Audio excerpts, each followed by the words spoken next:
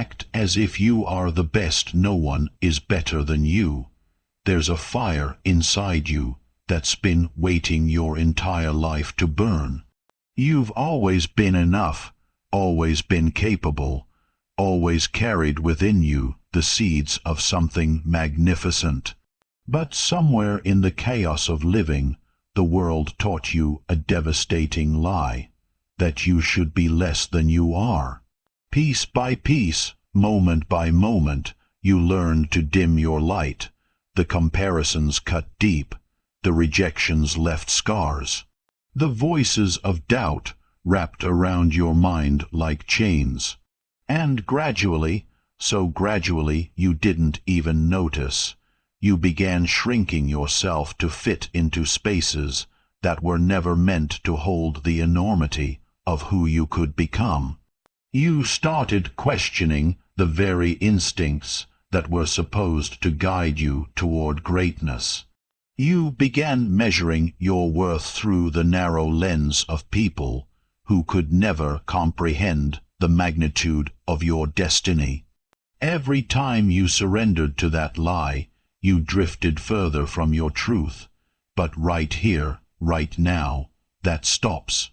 This moment marks your reclamation, because what they never told you, what they didn't want you to know, is this: confidence isn't bestowed upon the chosen few. It's forged in the furnace of decision. Presence isn't inherited through bloodlines or circumstance. It's claimed through fierce, daily commitment. Identity, the most powerful force shaping your entire existence, isn't discovered by accident. It's constructed deliberately, choice by choice, action by action, until it becomes unshakable. The journey ahead isn't about transformation into someone foreign. It's about remembering who you were before fear dulled your edges, before doubt stole your voice, before the world convinced you that settling was safer than soaring. This is your identity revolution. Through 10 transformative chapters, you'll uncover the truth that only the rarest souls ever grasp: how you show up, not your past, not your circumstances, not your limitations. How you show up is the gravitational force that bends reality toward you. Show up diminished, and the world diminishes you further. Show up uncertain, and doors remain closed. But show up radiating the unwavering certainty of someone who has already claimed their destiny before any proof exists, and the universe has no choice but to rearrange itself around you. Because outcomes chase identity, victory follows conviction, opportunity gravitates toward presence. This transformation begins with foundation rooted in unshakable discipline, crystal clear identity, and absolute self-trust. Without this bedrock, nothing else survives. But once you possess it, everything aligns. You'll learn to slice through the suffocating noise, the relentless hum of doubt, comparison, and external judgment, and fortify your mind with warrior-like intention. You'll discover how to believe in yourself when the entire world stands in opposition. And you'll understand, at the deepest cellular level, why the world only supports those who have first learned to support themselves. Chapter 1. Forge your unbreakable core. Strength doesn't arrive as a gift on a fortunate morning. It isn't handed down by destiny or circumstance. Strength is forged intentionally, ruthlessly, one decisive choice at a time. Most people wait for strength like they're waiting for lightning to strike, imagining that someday they'll awaken transformed, suddenly fearless, suddenly unstoppable, suddenly crystallized into the person they were meant to be. But strength doesn't descend from the heavens. It rises from the ground up, built the way ancient temples were constructed, through years of laying foundation stones, habit upon habit, identity upon identity, until something magnificent stands where nothing existed before. The person you'll become tomorrow is being sculpted in this precise moment by the decisions you're making today. You cannot embody excellence while your mind whispers defeat. If your identity remains buried in the rubble of yesterday's failures, wrapped in labels others placed on you, chained to inherited fears you never consciously chose, no amount of external validation will ever make you feel powerful, because true confidence doesn't originate in results. It originates in the silent architecture of who you believe yourself to be at your core. This is exactly why this chapter serves as bedrock, the foundation upon which your entire transformation will rise. Without inner fortitude, every skill crumbles under pressure. You've been conditioned to measure yourself through outcomes. Victories, defeats, performance metrics, social validation. But here's the deeper truth most never grasp. Outcomes don't create identity. Identity creates outcomes. A powerful identity generates a powerful life. A fragile identity produces a fragile existence, regardless of talent, education, or connections. Strength begins with one decisive act, the refusal to wait and the commitment to become. This transformation starts where each day begins, in your mornings. Your mornings are the control center of your entire reality, before the world speaks, before obligations pile up, before the digital avalanche of notifications, messages, and demands, before any of it reaches you. Your mind belongs exclusively to you. What you do with those sacred opening moments determines the trajectory of every decision that follows. The most formidable people share one non-negotiable trait. They refuse to compromise their mornings. They claim them like sacred territory. 1 hour without your device, one uninterrupted hour of pure silence, returns your mind to command mode. One deliberate action that builds momentum, whether moving your body, consuming content that sharpens your thinking, or documenting exactly who you're becoming, realigns every fiber of your being with the future version of yourself. 3 identity declarations, spoken with absolute conviction, anchor your mindset in strength. I show up. I am enough. I lead my life. These aren't hollow, motivational phrases plastered on inspirational posters. These are psychological anchors. They interrupt the deeply carved patterns of self-doubt that have controlled you for years. They transmit a signal to your nervous system, a declaration that says, you command your state, not your circumstances. Your morning isn't merely routine, it's identity ritual. But strength isn't built solely through ritual. It's also constructed through the relentless rewriting of the story you tell yourself about who you are.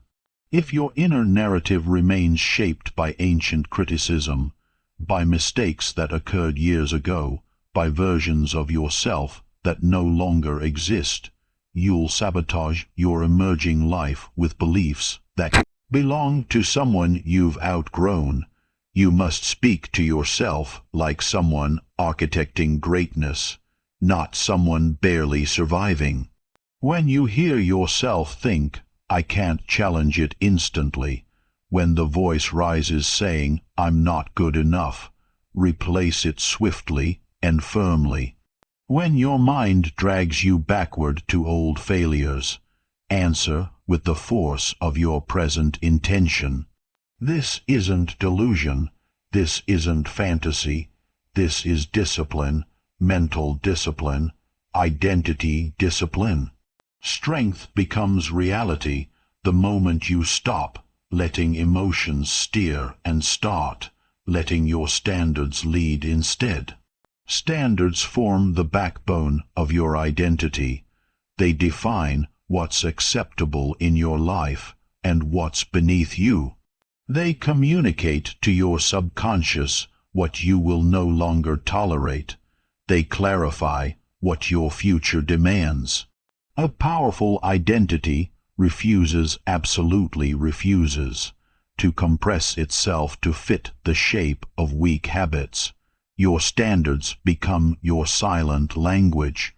They live in how you speak to yourself when alone, in how you treat your physical vessel, in the boundaries you enforce, in how you invest your attention, in whether you honor commitments made to yourself. When your standards rise, your decisions rise with them effortlessly, as though lifted by invisible force. You cannot construct a powerful life on weak foundations. It's impossible now, and this is crucial. Strength isn't intensity. Strength is consistency. Anyone can summon discipline for one explosive day. Anyone can ride motivation's wave for a week.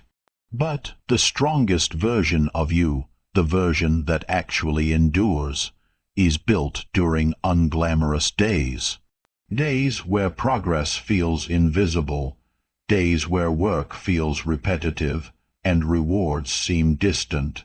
Consistency doesn't make headlines, but it builds foundations that weather any storm. Elite performers don't rely on motivation. They rely on identity. Because identity outlasts motivation. Identity outlasts mood. Identity outlasts fear. It outlasts every fleeting emotion that will rise and fall throughout your life. To build your strongest self, stop asking the wrong question. Stop asking, "What do I feel like doing today?" Ask instead, "What action aligns with who I'm becoming?" That single question, that one quiet shift in perspective, can alter your life's entire trajectory. Because identity isn't something bestowed upon you. Identity is something you choose. But becoming truly strong also demands the courage to examine honestly the parts of yourself that have been weak. You must acknowledge the days when discipline failed. You must recognize moments when excuses won over action. You must see clearly without flinching the times when comfort defeated growth, not for self-punishment, not for shame, but for understanding, because self-awareness creates self-correction. Self-correction builds self-trust, and self-trust builds the kind of strength that transforms lives. Strength is a choice, your choice, made daily. When you decide to show up differently, your life shifts. When you decide to raise your standards, your results shift. When you decide to lead your mind instead of being dragged by it, everything shifts. You'll feel the transformation first in subtle places, in your thoughts, in your physical presence, in the texture of your decisions. Then the world will feel it too, in your words, in your movement, in the unmistakable energy you radiate into every space. Strength emanates. It becomes impossible to ignore. People sense it before you speak. This brings us to the deepest truth. When you grow strong internally, external noise loses its grip.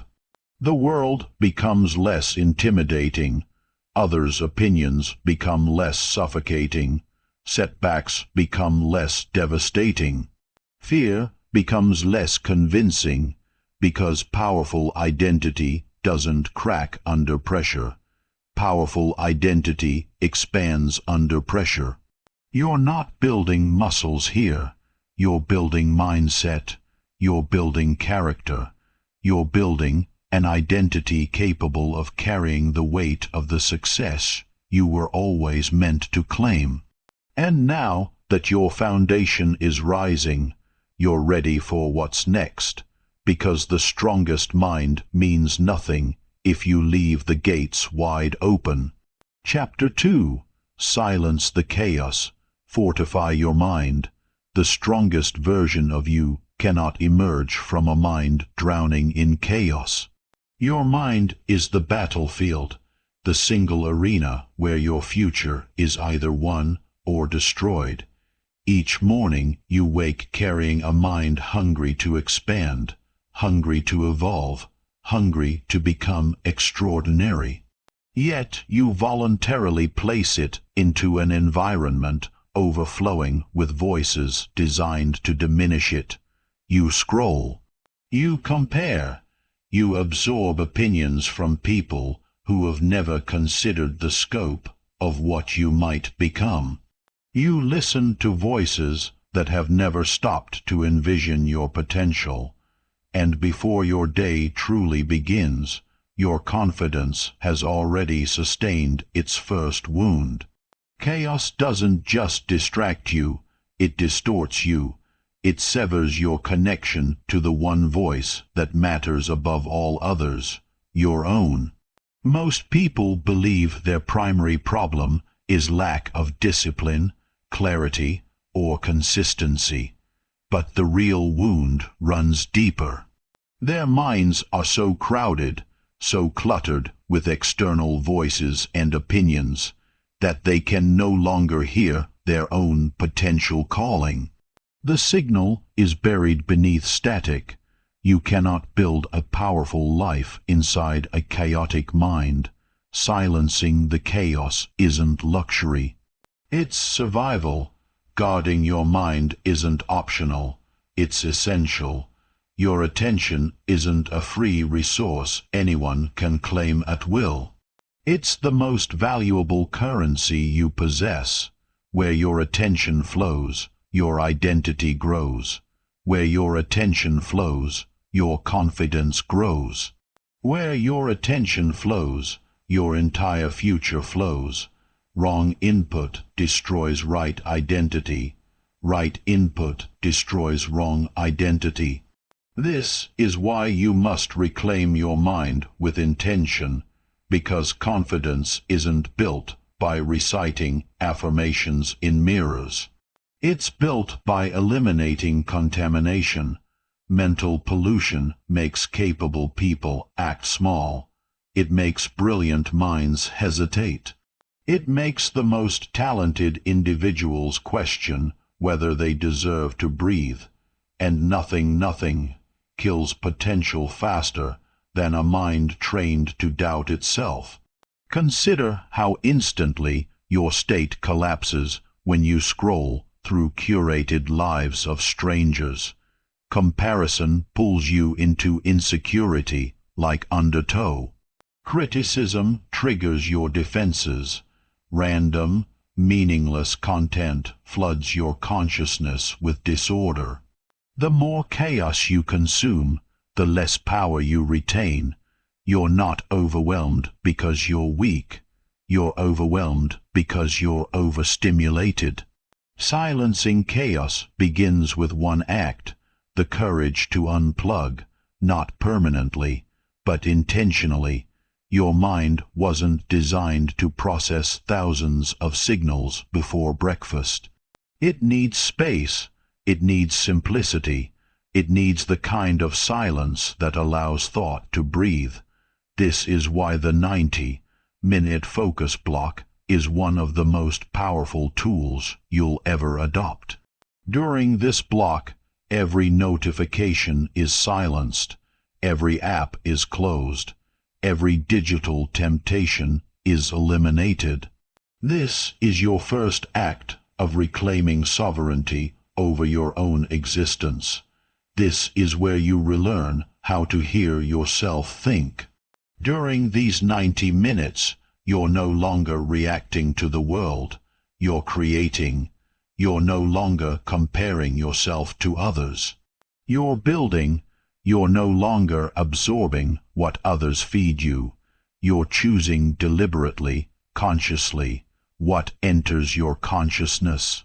Next comes the matter of your attention. Create a whitelist and a blacklist. Choose 3 sources that elevate you. Mentors who challenge you. Books that expand your thinking. Voices that remind you of what you're capable of. These inputs strengthen your identity. These ideas rebuild the version of you that chaos tried to tear down. Now create your blacklist. 5 sources that consistently weaken you. People who drain your energy like slow leaks. Platforms that steal your focus without giving meaningful returns. Accounts that trigger comparisons that poison your self-perception. Content that feeds anxiety. Voices that remind you of the smaller, outdated version of yourself, the one you've already outgrown. When you decide what enters your mind, you decide who you become. Your attention isn't a doorway anyone can walk through uninvited. It's a fortress. Treat it accordingly. Then comes the most difficult task. You must remove 10 people from your immediate orbit who make you feel smaller. Not because you're superior, not because they're bad people, but because you're building a life demanding mental clarity, and their presence, intentional or not, interferes with that clarity. Energy is contagious, and the most dangerous kind spreads fastest, the negative kind. Some people have grown comfortable with your weaker version. They've built their security around the idea that you'll remain exactly where you are. When you begin growing, you threaten that comfort. When you rise, you expose the distance between where they are and where they could be. When you evolve, you force them to confront truths they've been hiding from. Not everyone can walk beside you into the future you're building. That's not tragedy. That's simply the cost of becoming. But guarding your mind also means confronting the chaos living inside you, the thoughts replaying themselves endlessly when you're completely alone. You can silence every external voice on the planet, but if you don't silence the untrained inner voice questioning your worth, the chaos continues. It simply moves indoors. The greatest source of chaos isn't the world around you. It's the voice inside you that's never been taught to speak with authority. You must teach your mind to speak differently, to speak with leadership instead of fear, to speak with intention instead of insecurity, to speak with clarity instead of confusion. Say it now and let it sink deep. My mind is my territory. I guard it. Identity grows in silence.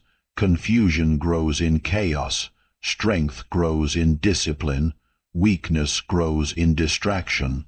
This is why solitude isn't loneliness. Solitude is leverage. It's where ideas are born. It's where confidence is forged. It's where identity, freed from everyone else's expectations, finally has room to take shape. You must learn to sit with yourself long enough to remember, truly remember, who you are. The paradox at the heart of this chapter is deceptively simple. The world outside you becomes manageable the moment the world inside you becomes quiet. When your mind is calm, criticism loses its sting. When your mind is strong, comparison loses its relevance. When your mind is guarded, negativity loses its access. When your mind is intentional, fear loses its control. You stop reacting, you start responding, you stop absorbing, you start creating, you stop shrinking. You start rising. Now ask yourself the questions most people fear facing. What voices have I allowed inside my head that don't belong there? What thoughts do I repeat daily that actively sabotage my potential? What chaos have I become so addicted to that I can no longer hear my own direction? The strongest version of you doesn't come from better information. It comes from better attention. Your attention builds your reality. Your reality builds your identity. Your identity builds your future. Say it again, and mean it completely. My attention builds my life. The moment you truly believe that sentence is the moment everything begins changing. Silencing chaos isn't about isolating yourself from the world. It's about liberating yourself, freeing your mind from everything that's been stealing the oxygen your future needs to breathe. And once your mind is quiet, once the static finally falls away, you become dangerous. You see clearly. You move with intention. You choose powerfully. You live deliberately, because you're no longer controlled by chaos. You're guided by identity. Chapter 3. Wage war for your future. When nobody believes in you, you don't need anyone else to believe in you. You need only yourself. Some of the most defining, world-altering moments in human history have happened in complete isolation, mentally, emotionally, strategically. No cheering crowds, no one who truly comprehends the vision, no one who can see what's coming, and in that silence, that vast, echoing silence, most people surrender. But the strongest people, the ones who build legacies, the ones who leave indelible marks on the world, they've learned something ordinary people never grasp. They've learned to fight for their future even when nobody else is fighting with them. Belief is the soil where achievement grows. If that soil is weak, everything planted in it collapses. You may possess abundant talent. You may have resources. You may even have opportunity knocking, but without belief, deep, unwavering, self-generated belief, your potential remains invisible. Unrealized, unclaimed, self-belief isn't a feeling washing over you on good days. It's a discipline. It's a practice, cultivated deliberately, sustained through action. You've known what it feels like to be underestimated. You've been overlooked. You've poured effort into something and watched it go unrecognized. You've felt invisible in rooms full of people. You've carried the weight of others' doubt like stones in your pockets. But here's what was always true, even in those darkest moments. Your worth was never defined by applause. It was never defined by recognition or validation or approval from someone who couldn't see your future.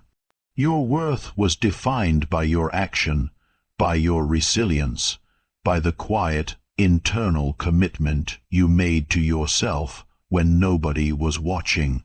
The world only follows those who have already learned to lead themselves. When you fight for your future, you begin with evidence. Not grand, dramatic proof, but small, accumulating evidence, daily victories, micro wins, repeated proof that you're moving, however slowly, in the right direction.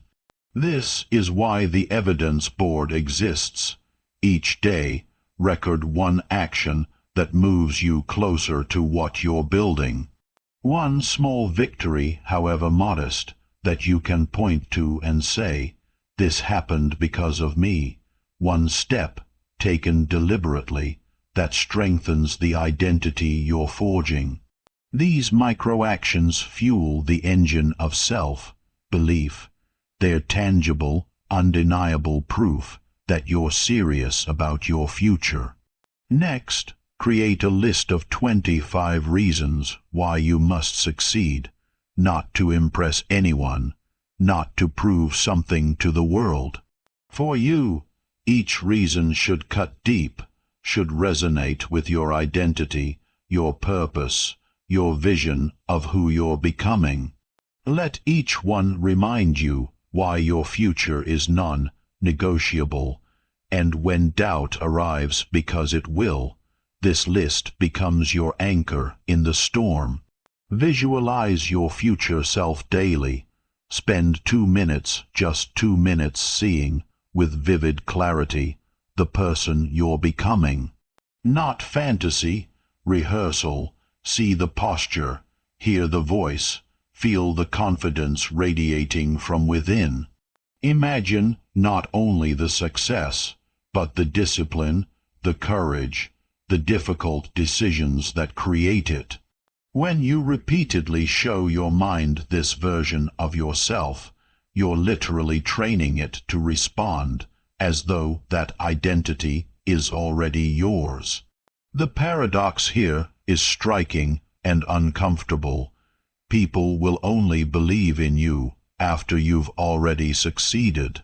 But you must believe in yourself long before anyone else does.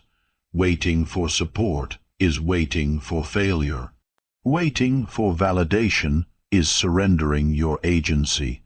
Waiting for motivation is handing your power to someone else entirely. The only power that truly matters is self-belief, consistent, daily, unwavering, unshakable.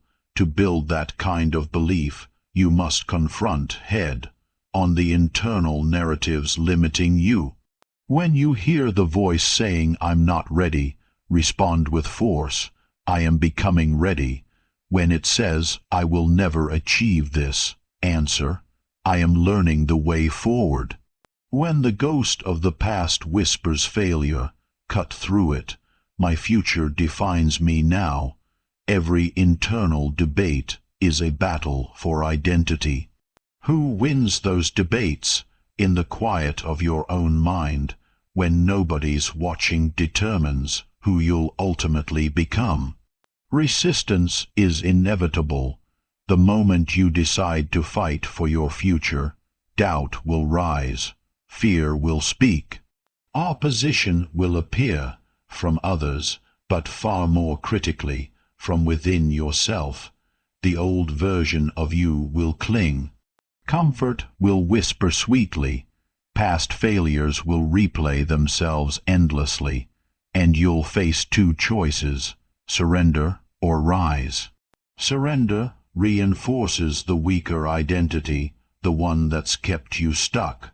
Rising strengthens the one that can accomplish anything. Remember, true self-belief is never loud. It doesn't require an audience. It doesn't need applause or recognition or validation from anyone. It's quiet, it's unwavering, it's deliberate. It manifests in the repeated, unglamorous decisions to show up, act, and move forward, even when there's no visible progress. Even when nobody notices. Even when everything inside you is screaming to stop. The daily rituals of self-belief matter far more than the milestones you chase. When you consistently choose identity over feeling, consistency over mood, and action over hesitation, your mind begins to trust you. And that self-trust, is the currency of power. Self-trust transforms ordinary effort into momentum. It elevates routine action into extraordinary growth. Don't wait for someone else to illuminate your path. You are your own torch. Challenge yourself every day. Fight for your future when it's inconvenient. Fight when it's uncomfortable. Fight when nobody notices. Fight when everything in your body begs you to stop. The person who rises through that silent, invisible battle is unstoppable. Internalize this mantra and let it live inside you. Be your own believer. Repeat it when you wake. Repeat it when you sleep. Repeat it when fear rises in your chest. Repeat it in moments of isolation when the world feels impossibly loud. Repeat it until your actions embody it, until your choices reflect it, until your mind cannot deny it. This single shift is the difference between potential wasted and greatness realized. Your future belongs to the person who believes in it first. Be that person. Chapter 4. Command every room with undeniable presence. The strongest people don't wait for perfection before they act. They enter the room like they've always owned it. Most people enter spaces apologetically, shoulders rolled inward, eyes downcast, energy compressed to almost nothing, as though they're trying to occupy as little space as humanly possible. They shrink themselves to avoid judgment, to avoid attention, to avoid the terrifying vulnerability of being truly seen. And as a direct result, they're overlooked, underestimated, forgotten. Presence speaks volumes before words ever could. The way you walk, the way you breathe, the way you carry your physical form through space, all of it broadcasts your identity before a single syllable leaves your lips. When you shrink, people sense it instantly. When you hesitate, the room absorbs it. But when you're confident, steady, and intentional, when you move through the world with quiet command, people follow. They lean in, they listen, often without understanding why. Showing up with the energy of the best isn't arrogance. It isn't cockiness or bravado or performance. It's alignment. It's acting from the person you're becoming, rather than from the fears that have controlled you for years. Confidence isn't given by circumstance. It's cultivated through action. Your body is your amplifier. Stand tall, open your chest, lift your chin. Let your posture speak the truth your mouth has been too afraid to say. 2 minutes, just 2 minutes of intentional, deliberate positioning sends a signal directly to your nervous system. You belong here. Your brain registers this expanded state and shifts your internal experience from uncertainty to authority. This isn't pretending. This is priming, internal conditioning that manifests externally. Science confirms it. Your body isn't passive. It's a weapon, and when you wield it with intention, it rewires how you feel from the inside out. Next, seize initiative. Don't wait to be acknowledged. Don't sit in corners hoping someone notices you.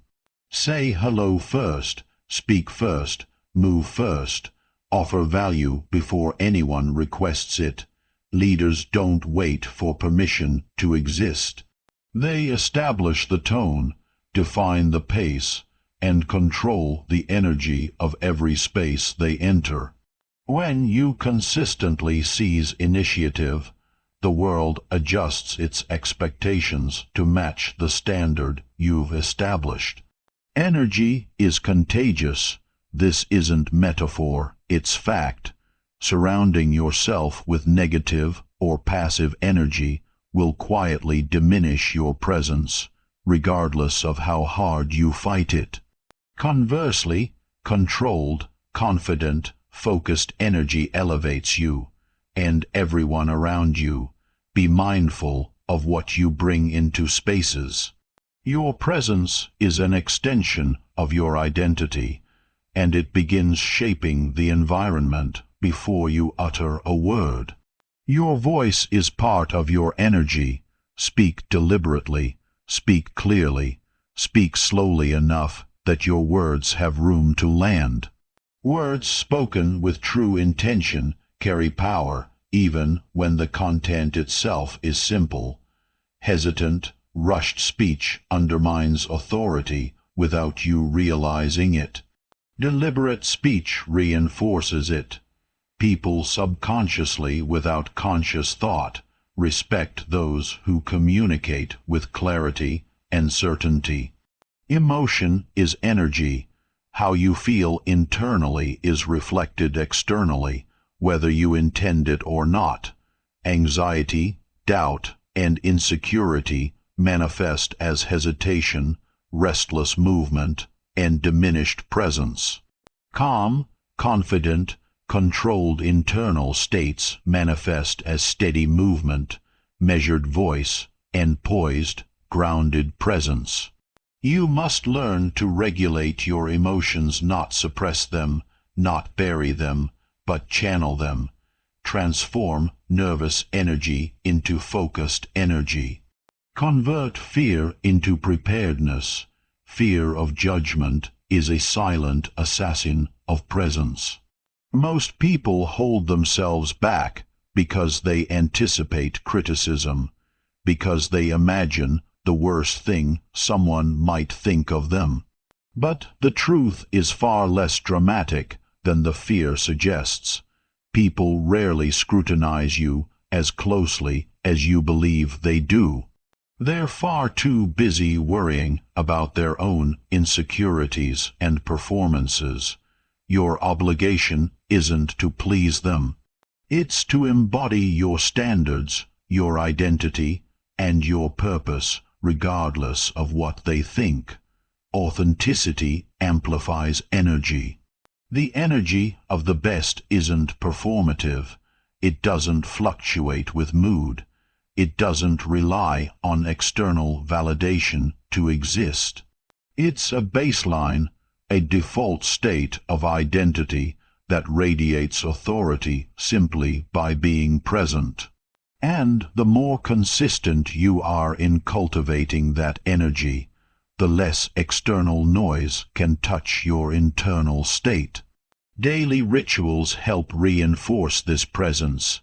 Align your posture, your breathing, your movement, your environment, all of it, with the person you intend to be. Stand like someone who commands rooms without raising their voice. Speak like someone who demands attention without asking for it. Move like someone who is capable, in control, and unshakable. When you embody this energy consistently, the world begins responding. Doors open, people listen, opportunities align, not because you demanded them, but because you consistently projected the version of yourself that deserves them. Finally, your internal dialogue must match your outward presence. Think like someone who belongs. Speak to yourself like someone who's already capable. Reinforce your identity with this mantra. Act as if I am the best, until being the best becomes natural. Every movement, every word, every thought, all of it reinforcing the same identity. When your internal and external states align, when what you feel and what you project speak the same language, your presence cannot be ignored. You influence without effort. You lead without entitlement. You command respect without aggression. Your presence is your power. Protect it, cultivate it, wield it without apology. Chapter 5. Eliminate everything that weakens you. You cannot become the strongest version of yourself while clutching the things dragging you down. Confidence is built as much by what you remove as by what you add. Most people believe that growth is purely an act of addition, reading more, working harder, adding new habits, stacking one discipline atop another. But real transformation, the kind that actually endures, begins with subtraction, with the ruthless elimination of the people, the routines, and the thoughts silently draining your energy. Holding onto toxic influences while trying to rise is like planting seeds in poisoned soil. Nothing can thrive in contaminated ground, no matter how much water you pour on it. Everything you tolerate shapes the version of you that will survive. Begin with your internal dialogue. That quiet, constant voice speaking to you when nobody else is around. What does it say? Do you criticize yourself more than you encourage yourself?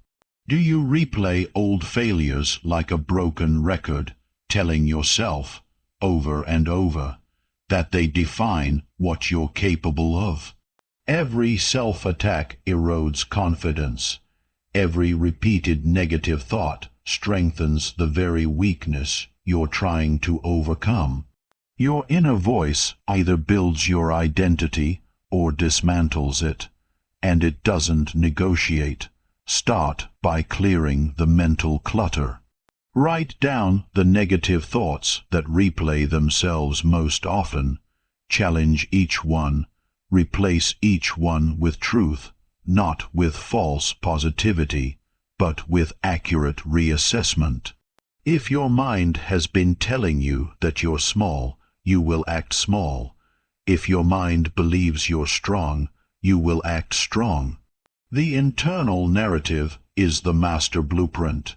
Next, examine the people in your life with unflinching honesty. Not everyone who claims to care about you will help you grow. Some people are negative by habit. It's simply the water they swim in. Others project their own fears onto you like mirrors, hoping you'll reflect their limitations back.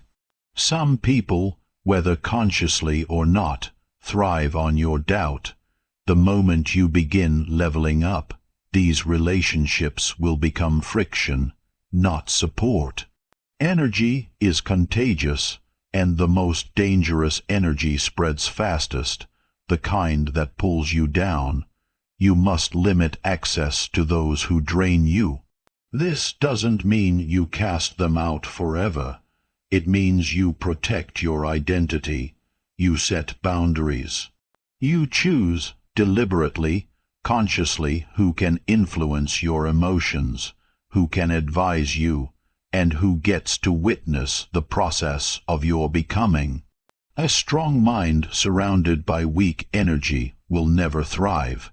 You don't owe anyone your peace. Next, address the habits silently eroding your confidence, the small, daily choices most people never examine. Reaching for your phone the moment you open your eyes, delaying commitments you made to yourself, breaking promises you swore you'd keep. Each compromise chips away at your self-trust. Each small surrender to comfort removes one brick from the foundation you're trying to build. Create a 7-day audit. Write down your kill list, the habits, patterns, and routines that drain your energy or reinforce self-doubt. Write down your keep list, the actions, rituals, and practices that empower you and build identity. Then implement one simple rule. Anything that drains your energy gets removed immediately. not eventually. Not next week, immediately. This isn't optional, it's non-negotiable. Your environment also shapes who you become, whether you're aware of it or not. A cluttered physical space fosters a cluttered mind. Social media that induces comparison or anxiety erodes confidence at a rate you cannot measure. People who constantly focus on negativity shape your perception before you realize it's happening. Protecting your environment isn't optional self-care. It's protecting your future. Another subtle but devastating element is self-criticism, the kind disguised as motivation. Many people genuinely believe that being harsh with themselves drives improvement. It doesn't. What it actually does is teach your mind to associate effort with punishment. It poisons the well. Replace criticism with constructive dialogue. Speak to yourself the way you'd speak to someone you're mentoring, with honesty, yes, but also with respect and belief in their potential. Eliminating what weakens you isn't comfortable. The old version of you will resist. Excuses will rise like smoke. Doubt will whisper that the familiar is safer than the unknown. This is why courage is essential. The courage to choose the version of yourself you're becoming over the version you used to be. Every elimination you make is a declaration. I will not sacrifice my future for the comfort of the present.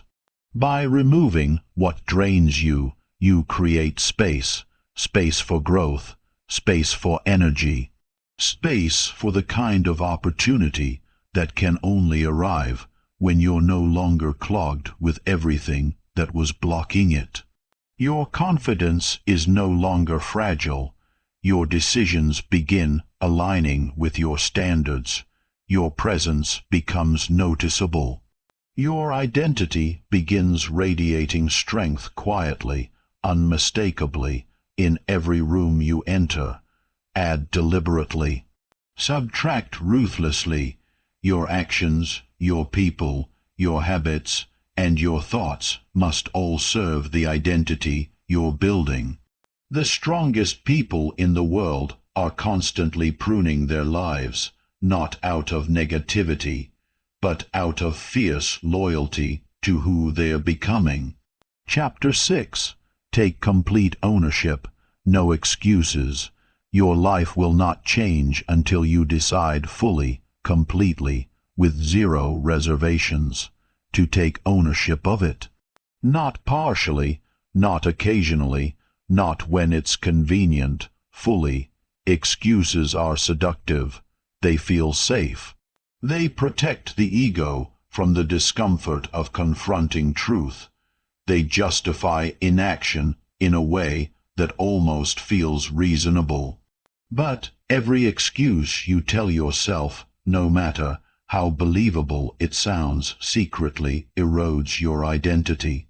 It convinces your mind that the world is in charge of your story, not you, and a life run by excuses is a life of stagnation.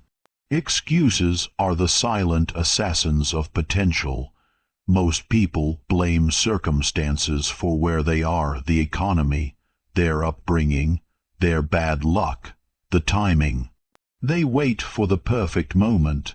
They rely on motivation instead of discipline. They let setbacks become the final word of their story. But nobody owes you progress. No circumstance guarantees growth.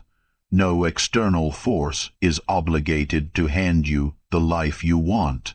Ownership begins exactly where excuses end. Every action you take must reinforce the person you're becoming. Every choice must reflect the standards you've set. Every decision must be a declaration of intent, not merely a reaction to convenience. Ownership isn't a feeling you stumble into on good days. It's a daily discipline, and your identity rises in the soil of responsibility. The first step to owning your life is brutal honesty. Ask yourself, and don't flinch, where have I made excuses? Where have I surrendered my power to circumstance? Where have I blamed the world instead of taking action? Not to shame yourself, but to reclaim the energy that's been misdirected, the energy that could have been building your future. Without honest reflection, ownership remains an idea. It never becomes reality. Once you identify where excuses have taken root, replace them with concrete action. Daily ownership sheets are a tool for this transformation. Each day, write down the decisions you made, the actions you completed, the mistakes you encountered, the lessons you extracted from those mistakes. This reflection forces accountability. It bridges the gap between who you intend to be and who you actually are. When practiced consistently, it rewires your mind to stop looking outward for explanations and start looking inward for solutions. Small progress compounds into unstoppable momentum. The 1% improvement rule illustrates this with devastating simplicity. Every single day, no matter how small the action, choose something that aligns with your standards. 1%, that's all. Small, consistent steps reshape habits, reinforce discipline, and solidify identity in ways that dramatic, unsustainable bursts of effort never could. Motivation may fade, excuses may rise, but the consistent act of ownership creates growth that cannot be undone. Ownership also transforms obstacles into strategy. Life will always test your resolve. This isn't pessimism, it's certainty. External pressures, internal fears, and events you never saw coming will challenge your commitment. The difference between someone who grows through these moments and someone who's crushed by them is simple: the willingness to respond with accountability rather than resentment. Every setback is an opportunity to assert control, not relinquish it. Emotional responsibility is equally important. Your feelings don't dictate your actions. Your identity does. When criticism arrives, when pressure mounts, don't react impulsively. Act with intention, respond with strength. Leaders don't wait for the right conditions to seize control of their lives. They create the conditions, they define their standards, they initiate action. Excuses are irrelevant. Accountability is non-negotiable. This mindset, this single, fierce commitment, is what separates those who achieve from those who merely wish. Ownership is the foundation of resilience. You will face failures. You will encounter delays that feel devastating. You will experience frustration so thick you can barely breathe through it. Ownership doesn't eliminate these experiences. It gives you the framework to navigate them without being destroyed. You learn, you adapt, you continue. You rise even when every circumstance around you is screaming that you shouldn't. True ownership eliminates victimhood. The victim mindset blames external forces for personal outcomes. It disempowers, it stagnates, it confines. You cannot be the hero of your own story while simultaneously acting like a victim in it. Ownership is choosing the hero every single day, without exception. To internalize this, Anchor yourself with daily affirmations that reinforce your role as the architect of your own life. Remind yourself, I am responsible for my choices. I am accountable for my outcomes. I lead my life. These words shift perception at a fundamental level. They replace excuses with intentionality. They transform passive observation into active creation. The measure of ownership isn't intensity, it's consistency. Chapter 7. Push through the moment you want to quit. The moment you feel like quitting is the exact moment your future is being decided. Not tomorrow, not next week. Right now, in that specific, uncomfortable, soul-testing moment when everything inside you is screaming to stop. Your future is being built or destroyed by what you choose next. The difference between those who rise and those who falter isn't talent. It isn't luck. It isn't circumstance. It's the choice, the single, quiet, unglamorous choice, to continue when everything inside screams to stop. Most people abandon ship at the first sign of real discomfort.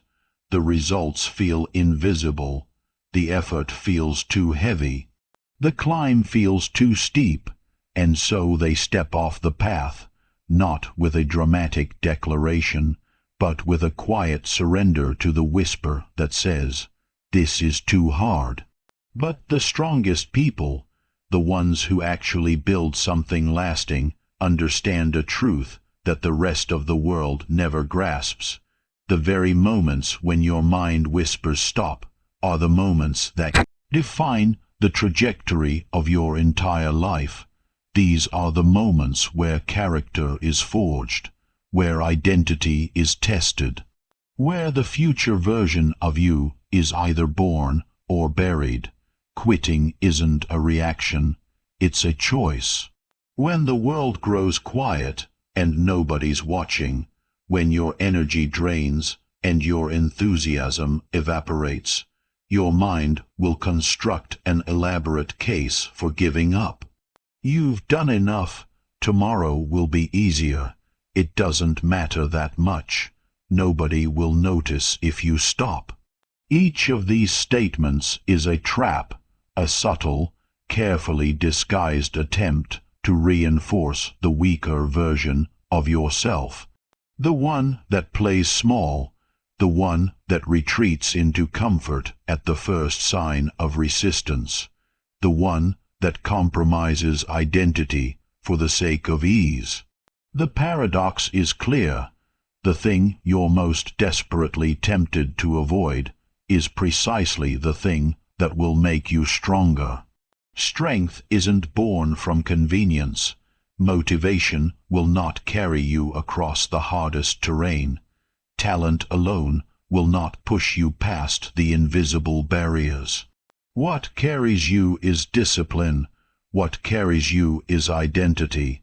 What carries you is the raw, stubborn decision to act, even when it's profoundly uncomfortable.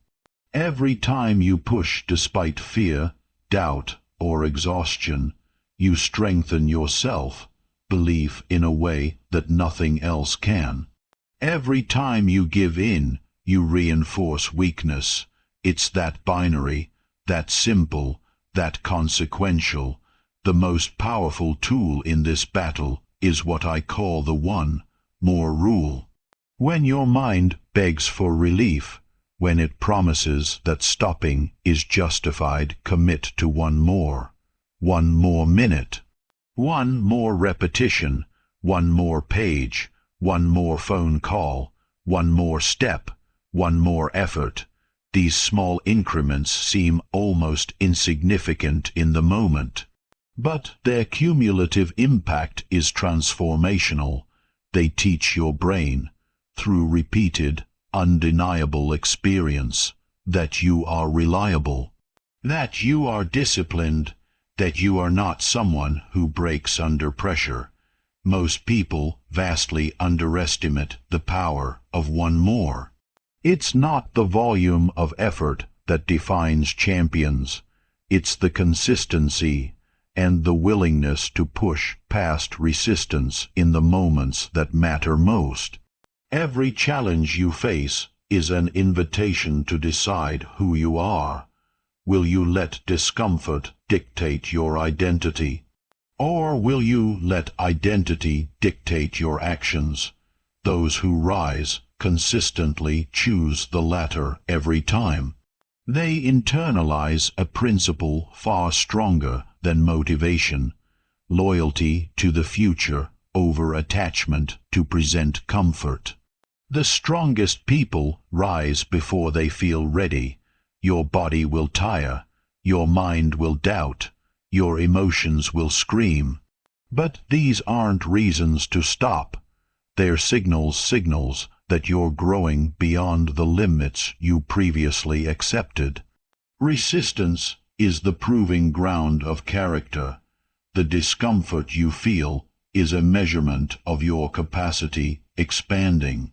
And every single step you take in defiance of quitting rewires your nervous system, forging resilience that lasts far longer than any temporary relief ever could.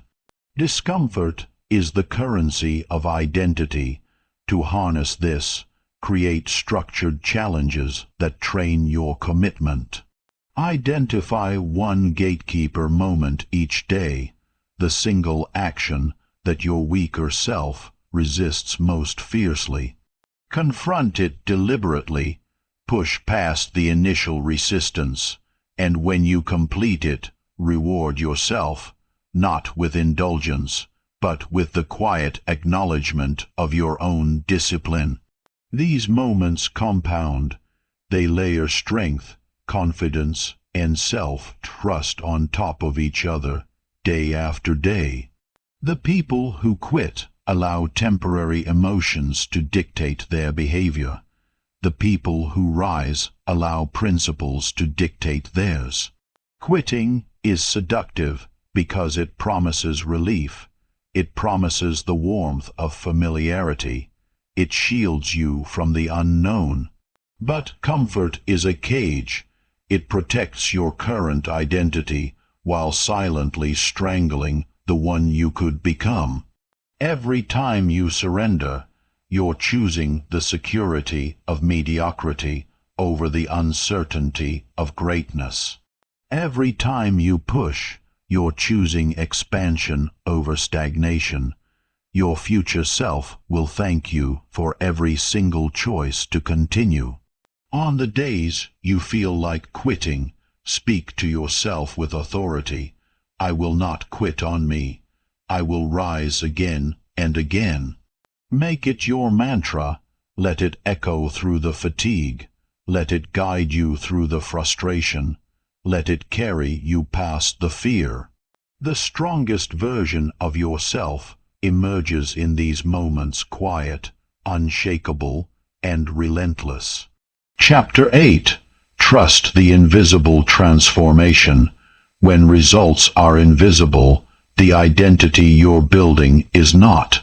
This is the hardest part of growth, and it's not the part anyone warns you about. The invisible season. The stretch of time where you're doing everything right, and yet nothing seems to change. Where your effort is high, your discipline is unwavering, and your progress feels non-existent. Where doubt creeps in and whispers, "Are you wasting your time?" This is the season that breaks most people. Not because they lack the ability to grow, but because they lack the ability to wait. People don't quit because growth is hard.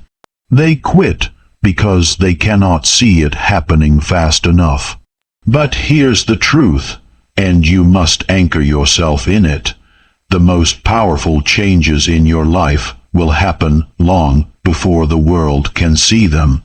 The roots grow deep before the tree ever breaks the surface. The foundation solidifies before the building rises. The character strengthens before the success arrives. You are growing, even when the results are silent. The human mind craves evidence. It wants proof. It wants the dopamine hit of visible progress. It wants reassurance that the effort isn't being wasted. But greatness doesn't grow on your timeline. It grows on your discipline. It grows on your habits. It grows on your willingness to show up, day after unglamorous day, even when your emotions are telling you there's no point. Your consistency is planting seeds you cannot see yet. When you don't see progress, it's almost instinctive to assume nothing is happening. But that assumption is wrong. Invisible progress is still progress. It's mental conditioning. It's emotional strengthening. It's identity being rebuilt at a level so deep that the surface hasn't yet begun to reflect it. It's you, slowly, irreversibly, evolving into someone who will eventually become unstoppable. The process is working long before the results appear.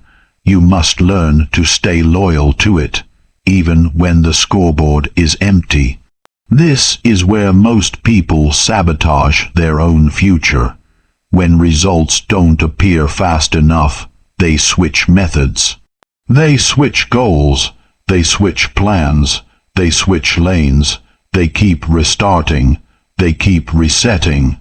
They keep abandoning their momentum just when it's beginning to build beneath the surface.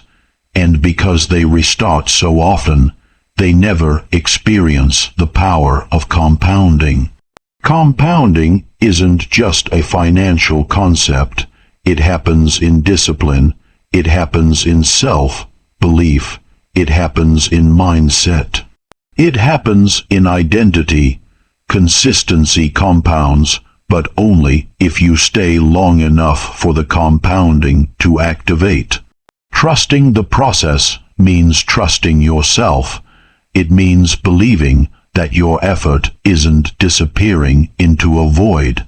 It means believing that your future is unfolding, even when the present looks perfectly still.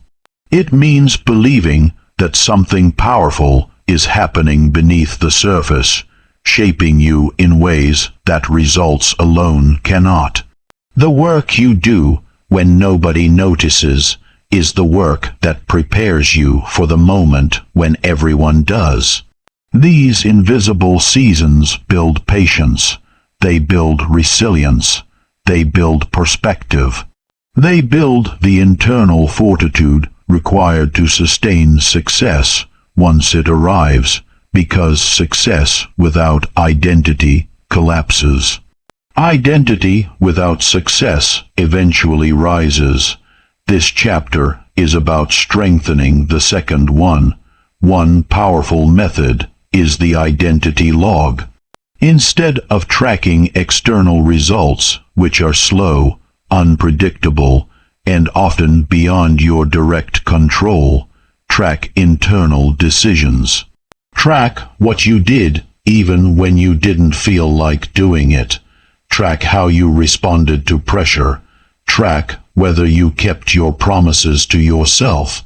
Track how you pushed through resistance.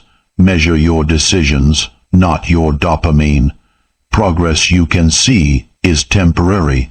Progress you cannot see is foundational. You must also learn to detach your emotional state from the scoreboard. Results are inconsistent, unpredictable, nonlinear, but your effort can be consistent. Your discipline can be predictable. Your standards can remain steady even when your growth isn't moving in a straight line.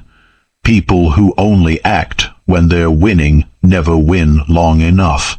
People who only act when they're motivated never grow deep enough. Trust is a discipline, not an emotion. There will be days when doubt floods in like water through a crack. Days where you question every choice you've made. Days where the old voice whispers, "This isn't working." These days aren't signs to stop. They're signs to continue. They're signs that you're building a version of yourself who no longer needs instant gratification to keep moving. Delayed rewards create powerful people. Instant rewards create fragile ones. Trusting the process also means honoring the boring parts, the parts that feel like they're going nowhere. Repetition isn't a punishment. Repetition is mastery. It's how the mind rewires itself. It's how confidence grows from fragile to unshakable.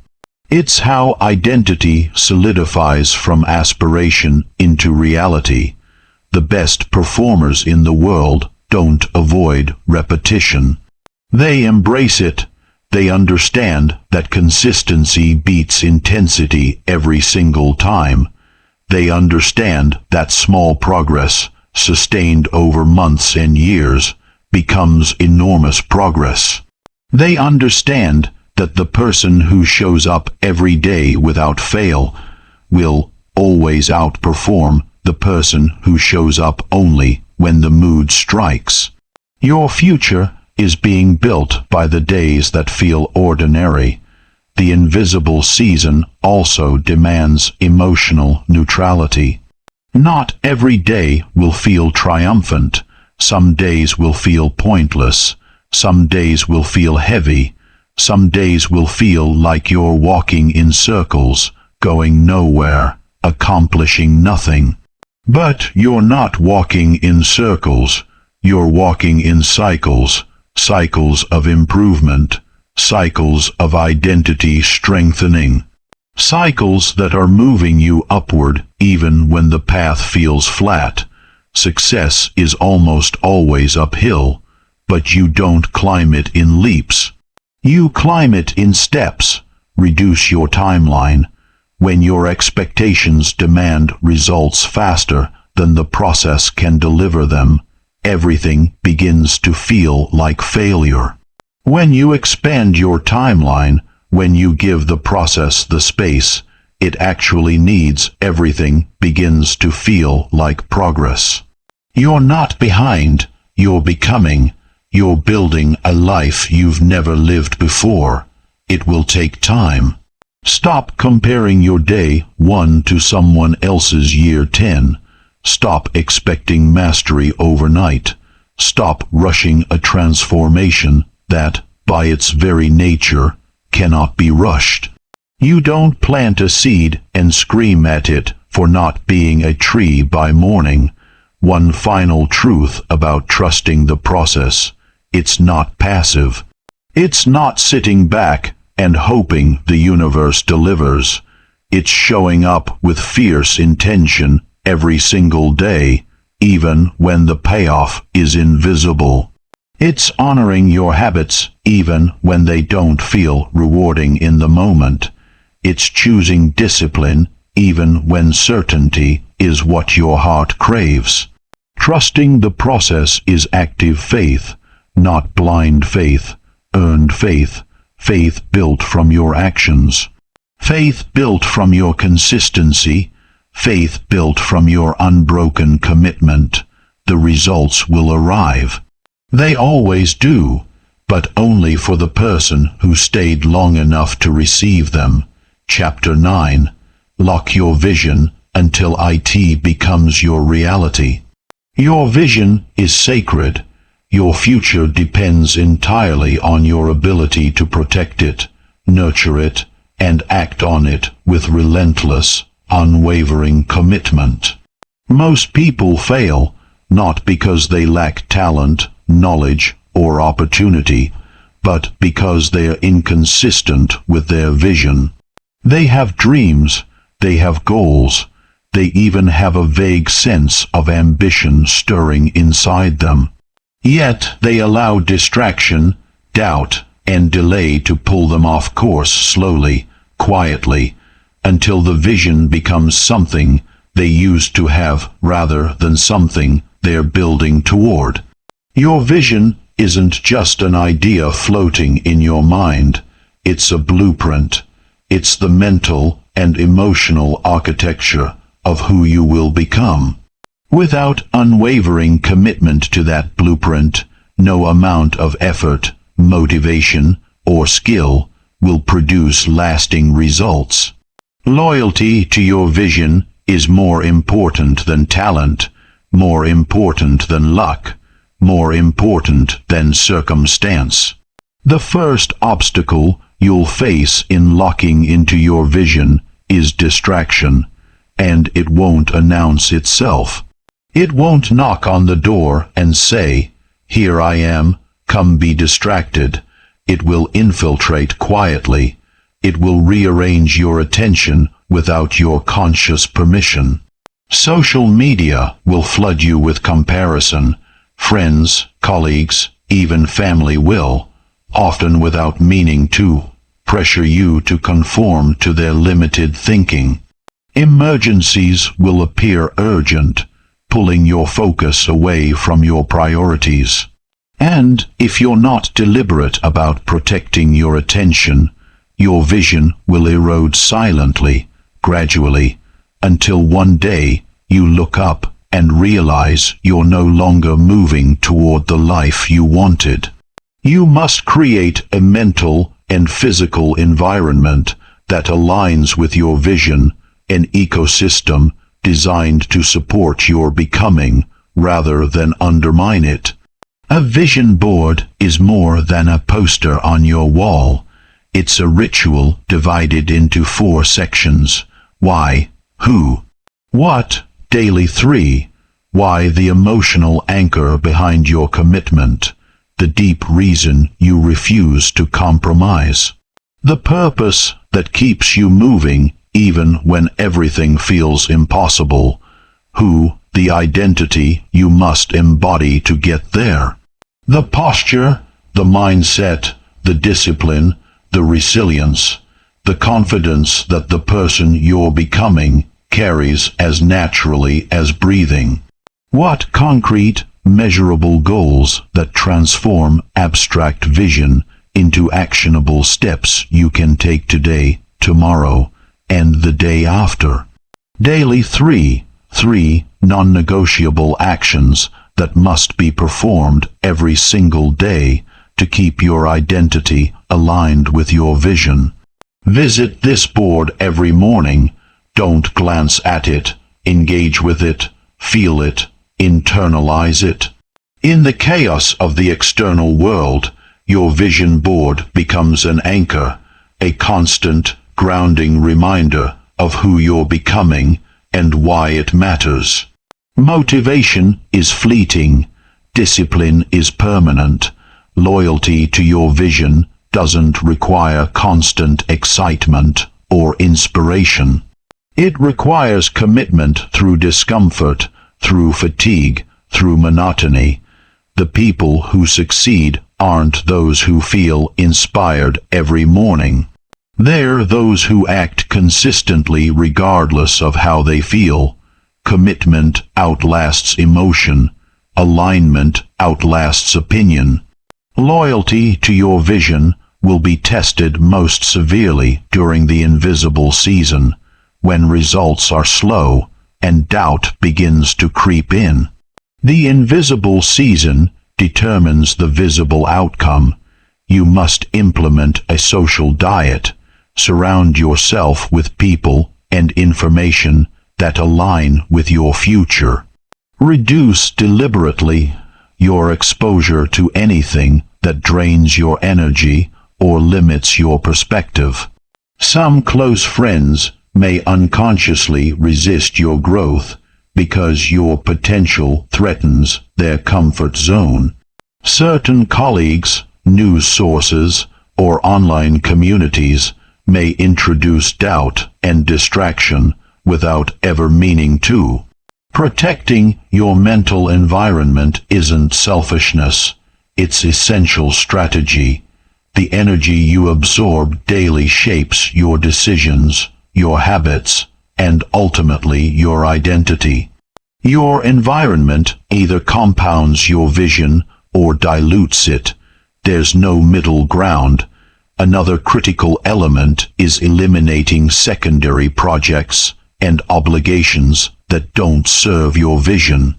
Every additional commitment fragments your focus, divides your energy, slows your progress. The world constantly tempts you with immediate gratification disguised as opportunity.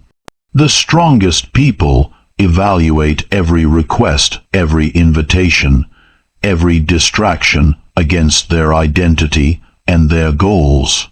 If it doesn't serve the person they're becoming, it must be refused, delayed, or delegated. Alignment is non-negotiable. You cannot chase two futures at once. Focus is your power multiplier.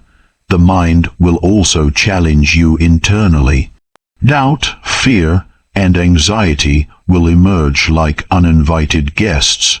Your old identity will whisper that the dream is impossible. Fear will argue that comfort is safer. Discomfort will pressure you to pause, to shrink back into familiarity. These internal tests are designed to reveal whether your identity has truly shifted, whether the change you're making is surface, deep, or permanent. Those who quit at this point remain trapped in their past self. Those who persist build an identity that nothing can shake. Visualization amplifies loyalty to your vision. Spend time daily imagining your future self, not fantasizing, but rehearsing. Visualize your posture, your confidence, the decisions you're making, the habits you're maintaining. Imagine the challenges you've overcome, the effort you sustained, the identity you've fully embodied. The mind begins to treat the rehearsal as reality. Repetition strengthens the neurological pathways that guide consistent action. You become what your mind rehearses repeatedly. Results will lag behind effort. Growth compounds invisibly. Discipline produces change beneath the surface long before external recognition appears. What's unseen is shaping your life more profoundly than anything visible. Implement daily metrics for alignment, not for outcomes, but for focus, discipline, and attitude. Don't measure progress solely by applause or external validation. Measure the consistency of your action.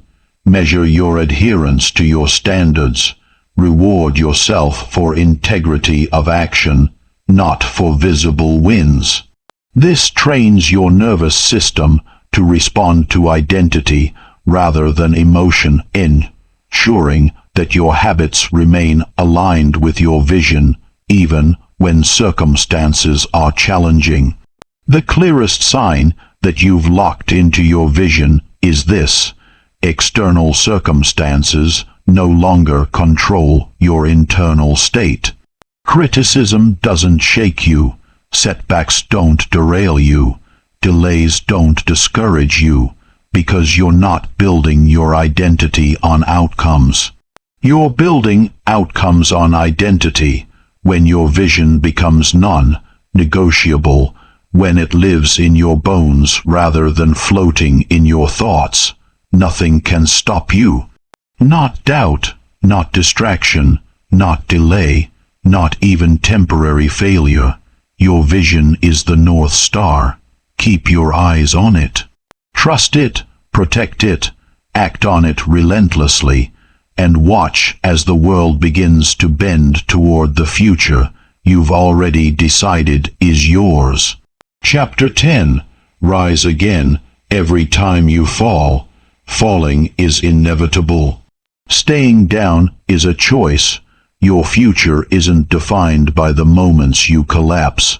It's defined entirely by what you do next. Every person striving for greatness will face moments of collapse, mental, emotional, and sometimes physical. There will be days when nothing works, when your energy drains faster than it returns, when mistakes feel monumental, when the entire world appears to be stacked against you. Every failure, every disappointment, every misstep, they're all inevitable, but the strongest people, the ones who actually build something extraordinary, know the secret. The fall isn't the end. The end occurs only when you refuse to rise again. Resilience isn't a trait you're born with. It's not something certain people have and others don't. It's cultivated through repeated, deliberate practice by anyone willing to do the work. Most people believe that strength is the absence of failure. They look at the people who seem unshakable and envy them, assuming they've simply never been broken. But the reality is far more powerful than that. The strongest people aren't those who never stumble. They're the ones who rise, again and again and again, without hesitation, without excuses, without apology. The fall becomes a catalyst, not a cage. Falling is feedback. Rising is the discipline of champions. When you fall, your internal dialogue becomes everything.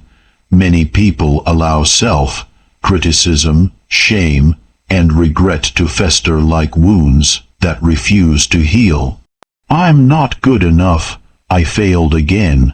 I should have done better. These thoughts are traps, subtle, convincing traps that keep people anchored to the ground long after they could have risen.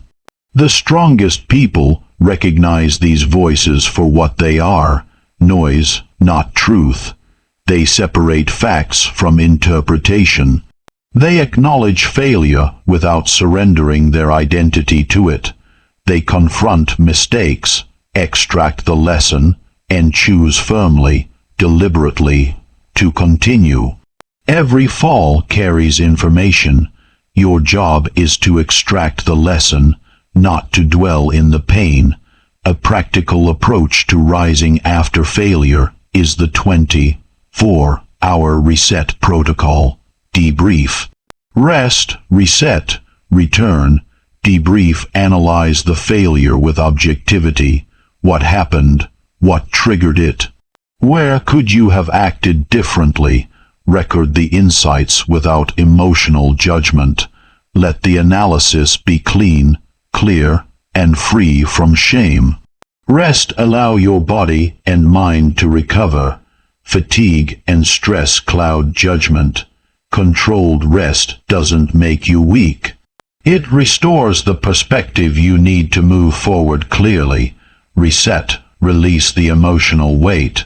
Guilt, regret, and shame don't improve performance. They only slow it. Accountability and insight do the real work. Let go of the emotional baggage and carry only the lessons. Return, re-engage with focus, renewed energy, and absolute clarity. Implement the lessons immediately. Take deliberate action, even if it's small, to rebuild momentum. Don't wait until you feel ready. Act, and let readiness follow. Resetting isn't weakness, it's strategic power. There will be moments, and be honest with yourself about this, when repeated failures tempt you to give up entirely. The mind will whisper that persistence is futile. The heart will feel exhausted beyond what seems bearable. Motivation may collapse completely, but identity doesn't rely on feeling. Identity relies on choice. The decision to rise again and again strengthens the nervous system, builds self-trust, and forges a pattern of resilience that becomes increasingly automatic. The strongest person isn't the one who never falls. It's the one who continues to rise no matter how many times they hit the ground. Consider the psychology of repetition. Each time you rise after failure, your brain records the pattern. Effort over emotion, action over doubt, loyalty to identity over the seduction of comfort. Neural pathways strengthen. Habits solidify. Resilience becomes not something you consciously choose, but something you do, as naturally as breathing. This is why the visible results of persistence so often appear after repeated invisible practice. Success isn't instantaneous. It's cumulative. You must also prepare for the way the world responds when you fail publicly. Others may misunderstand. They may doubt you. Some may even ridicule your efforts. Falling in front of other people can attract judgment, misunderstanding, and discouragement.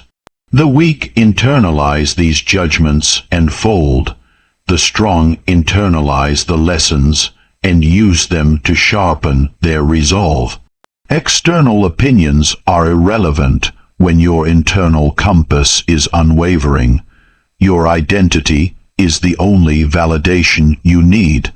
Another critical element of rising after failure is deliberate reflection. Every evening, review your actions, your decisions, and your results with honest eyes. Identify the moments where you faltered. Recognize the moments where you showed strength. Celebrate the small wins. Analyze the small mistakes. Reflection is the mechanism that transforms raw experience into wisdom.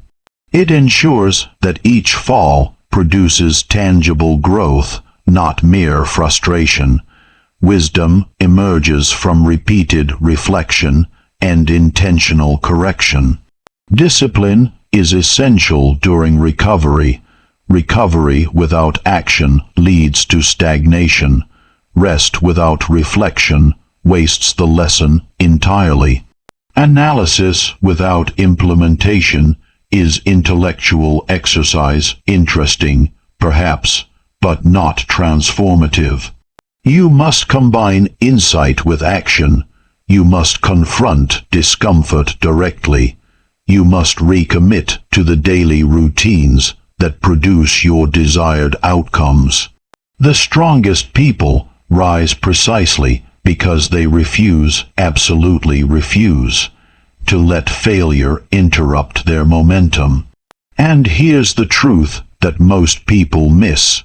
Momentum after failure is more powerful than momentum before it. Because it's been forged in fire. Resilience also requires managing your emotional state with skill. After a fall, the mind will attempt to exaggerate the failure, to make it feel larger, more permanent, more devastating than it actually is. Fear, shame, and doubt can create emotional storms that feel impossible to survive. But strong people don't allow emotions to dictate action. They cultivate emotional regulation, deep breathing, controlled focus, visualization of the future they're still building, and affirmation of the identity they refuse to abandon. Emotions are fuel. Control them. Don't let them control you. Internalize a personal mantra to anchor your recovery. I rise. I learn. I grow. I persist. I am unstoppable. Repeat it daily. Repeat it particularly during the moments of doubt or fatigue when the ground feels farthest away. Let it rewire your subconscious. Let it remind you in the deepest, most cellular way that failure is temporary. Let it reinforce your loyalty to identity over circumstance. Every repetition strengthens the neural pathways associated with resilience and perseverance. The cycle of fall and rise strengthens character beyond what comfort could ever achieve. History bears this out. Entrepreneurs who faced bankruptcy before they built empires. Athletes who suffered career-threatening injuries before they won championships. Inventors who endured countless rejections before their breakthroughs changed the world. What all of them share isn't talent alone. It's the repeated, stubborn commitment to rising after each fall. The pattern is unmistakable. Rise again and again until your identity overrides failure. The world will test you. Life will knock you down. Circumstances will challenge you. But none of that matters as much as this single truth. You rise.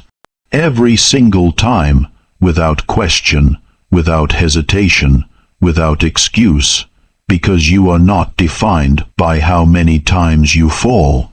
You are defined by how many times you rise. You have traveled through 10 chapters of transformation, and the lessons are crystallized. Identity comes first, action follows, and consistency, quiet, unglamorous, relentless consistency, is your true superpower.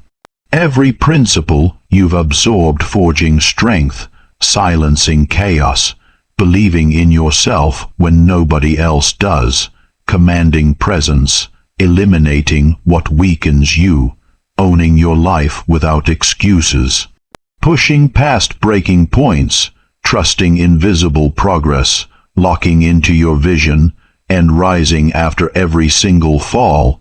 Every one of these principles is designed to reconstruct your mindset and elevate your daily choices from the foundation up. The strongest people alive aren't defined by luck. They're not defined by talent alone, or by circumstance, or by who they know. They're defined by decisions made repeatedly, in the darkness, when nobody's watching, when nobody will ever applaud. They act with discipline. They maintain their standards when it would be easier to lower them. They rise through adversity when it would be easier to stay down. The invisible work, the quiet rituals, the consistent choices made at 3 in the morning when the world is asleep. These are the foundations of unshakable confidence and unstoppable momentum. Now it's your turn. Take ownership of what you've learned here. Don't let it remain words on a page. Integrate it into the fabric of your life. Show up each day with intention. Protect your mind like the fortress it is. Align your actions with the vision that's already inside you waiting. Refuse to compromise your identity for temporary comfort, no matter how appealing that comfort may feel. Each time you push through fear, doubt, or fatigue, each time you choose to rise when everything in you wants to stay down, you reinforce the version of yourself that's capable of achieving extraordinary results. Remember this: strength is forged, not given. Confidence is earned, not borrowed. And success, true, lasting, identity-based success, is the outcome of consistent action taken by someone who has already decided, in the quiet of their own mind, that they are worth it. Be that person. Act like the best until being the best becomes who you are. Your transformation begins now.